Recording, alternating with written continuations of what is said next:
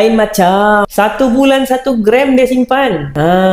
Kalau anda mau tahu, dalam satu buku mentor saya, Wang Emas Bertahan Ketika Gawat, dia cerita tentang strategi menabung emas 1 bulan 1 gram. Tapi ada orang, dia rasa beratnya mau menabung 1 gram sekarang ni sebab harga emas sudah cecah 400-500. Tak apalah, kalau anda rasa berat, anda punya kemampuan hanya setakat 300 sebulan, 200 sebulan, buat account gap. Menabung dekat situ sikit demi sikit demi sikit. Yang ini pun, dia menabung dalam account gap. Dia cakap apa? Bulan ni 1 gram, dah bulan depan nak tambah 1 gram lagi, nak cukupkan 6 gram, lepas tu keluarkan 5 gram. Ini pun salah satu tips lagi, kalau anda mau keluarkan 5 gram sedikit emas fizikal, jangan beli terus outright purchase, ketul 5 gram macam tu. Harga dia mahal sebab harga retail. Kalau anda mau harga diskaun, beli melalui account gap. Okay, menabung sikit-sikit, ataupun beli lamsam 5 gram dekat situ, simpan dekat account gap, baru keluarkan emas tu. Kalau anda tengok dekat dalam gambar tu, account gap tu ada top up, sell, withdraw. Anda boleh jual emas, boleh pajak emas, boleh keluarkan emas fizikal, semua boleh. Cuma pajak tak keluar dekat situ, dia ada butang lain kalau anda mau pajak emas. Ingat, bukan emas yang menjadikan kita kaya, tapi ilmu. Sebab tu penting sangat ilmu ringan macam ni, supaya anda faham sikit demi sikit tentang strategi dan juga